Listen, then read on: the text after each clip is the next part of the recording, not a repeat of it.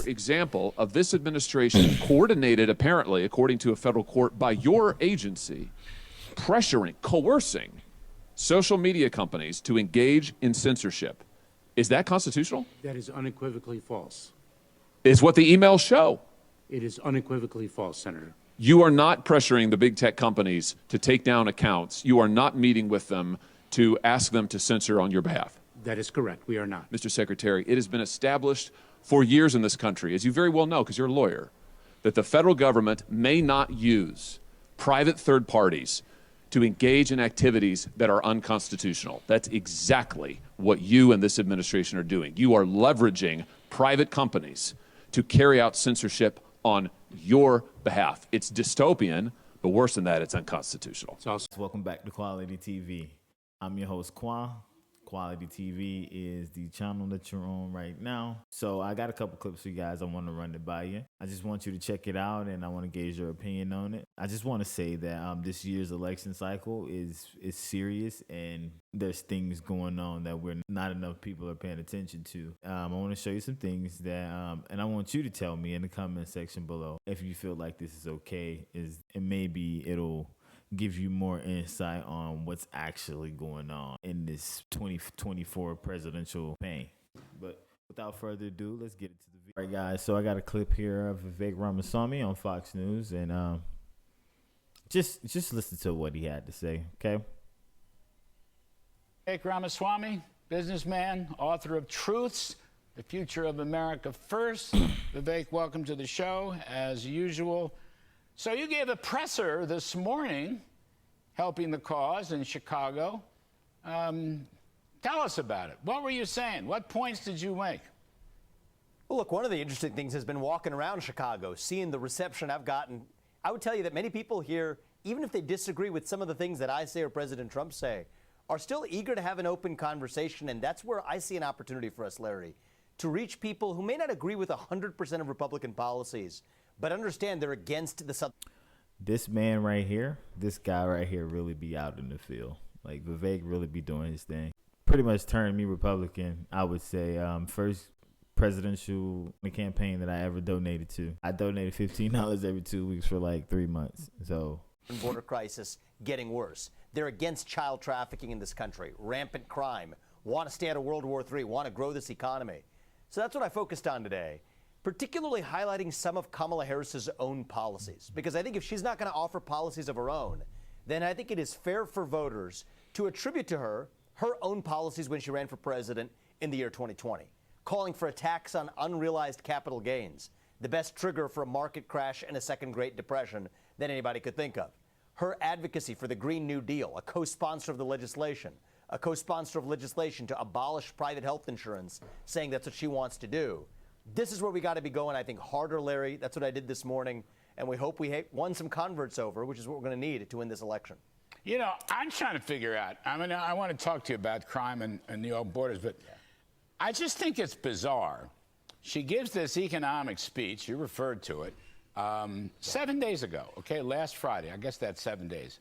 And the speech has disappeared. It's like an existential memory hole has been created. And this speech fell into it, and no Democrat is willing to talk about it. No one in this entire thing. And you've had all the stars, right? Obama's and Chuck Schumer. And last night, Bill Clinton.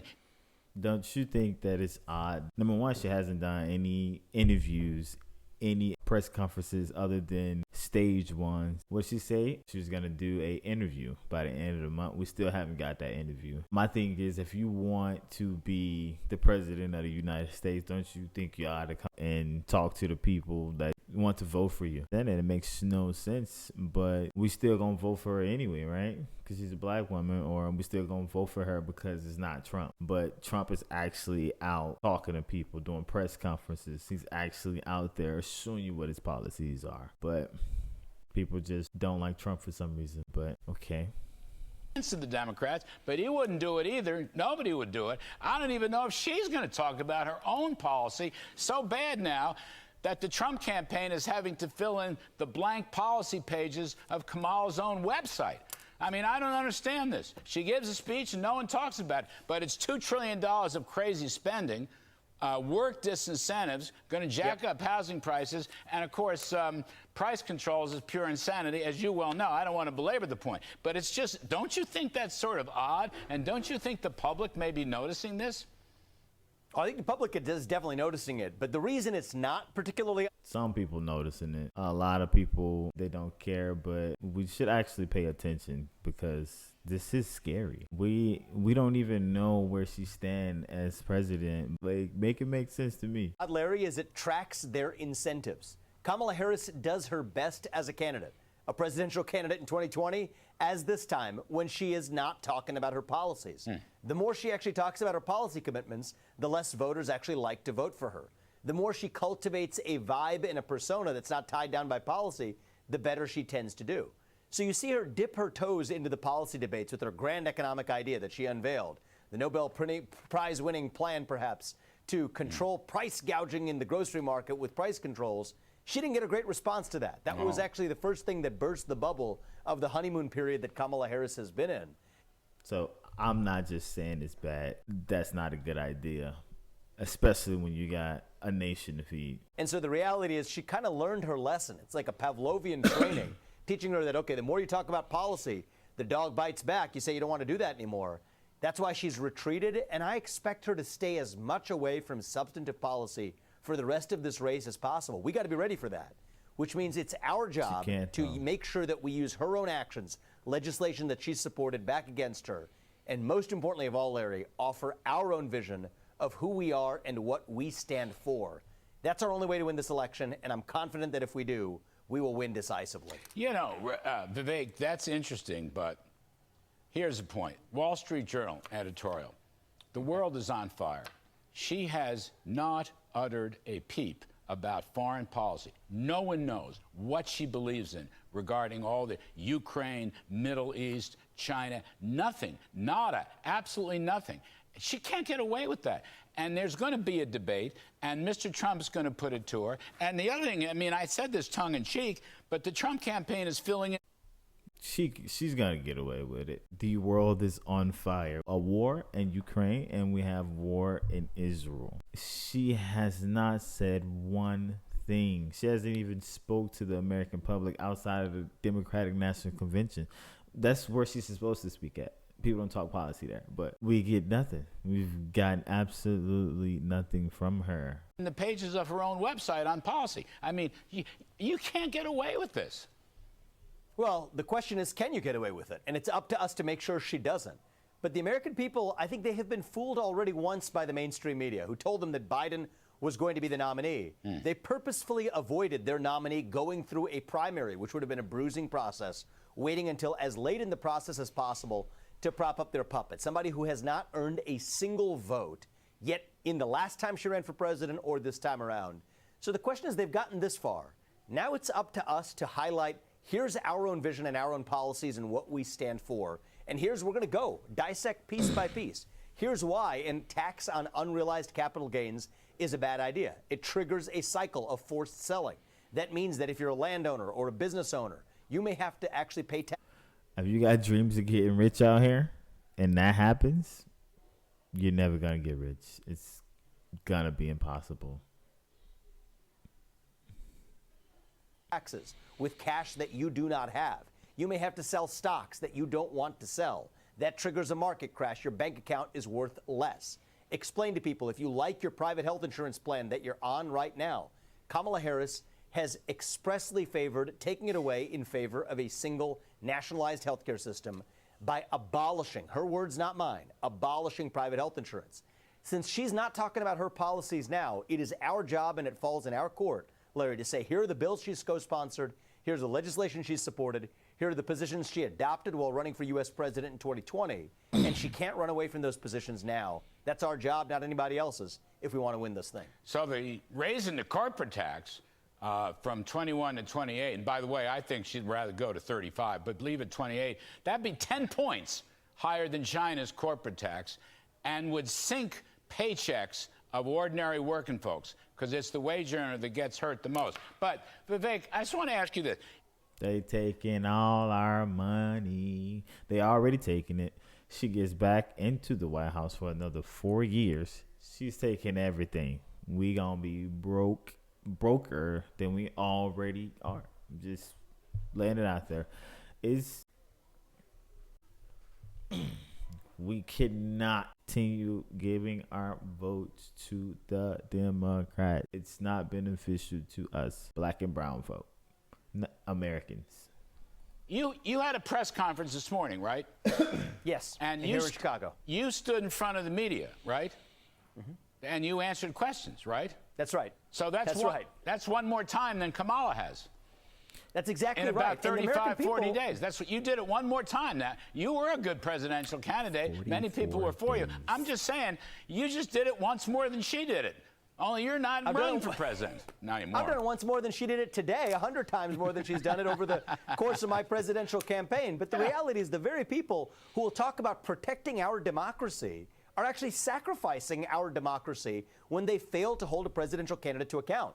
What I told the media in that room, I told them to wake up and fulfill their responsibility in the press. Because the truth is, whether or not you agree with Trump's policies, and this is a free country, you don't have to agree with all of Trump's policies. He's at least told you what he believes, from everything from digital assets to cryptocurrency to tariffs to economic growth policy to mass deportations to what he's going to do at the southern border to his vision for ending the Russia-Ukraine war. Agree or not, he's told you what he thinks. The media scrutinizes those to a T.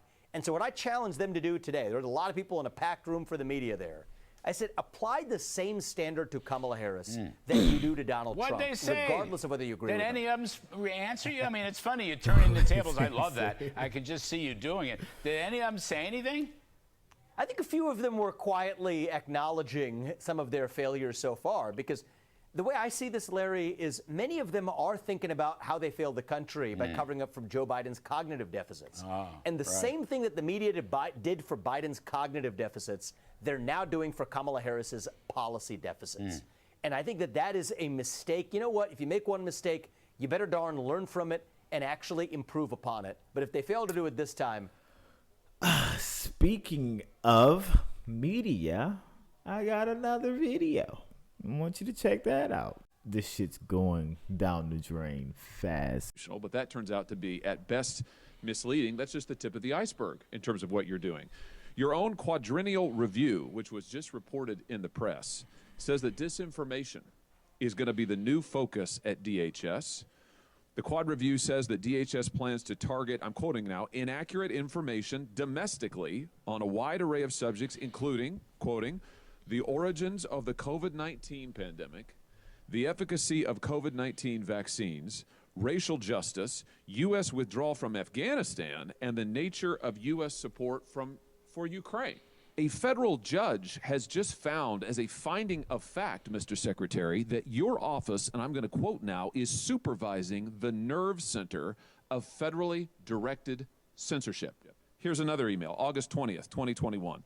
Facebook writes again to HHS and highlights that Facebook is increasing the strength of our demotions for COVID and vaccine-related content. April 16th, 2021, Rob Flaherty at the White House circulates a Zoom meeting invitation to Twitter employees stating White House staff will be briefed by Twitter on vaccine misinformation. We have example after... So, if you don't know what this is the Democratic Party censoring the things that social media can show us, or the things that we can put on social media. But we have freedom of speech, right? And this is the people that we still want to put in office, right? But I digress. Example of this administration coordinated, apparently, according to a federal court, by your agency, pressuring, coercing social media companies to engage in censorship. Is that constitutional? That is unequivocally false. Is what the emails show. It is unequivocally false, Senator. You are not pressuring the big tech companies to take down accounts. You are not meeting with them to ask them to censor on your behalf.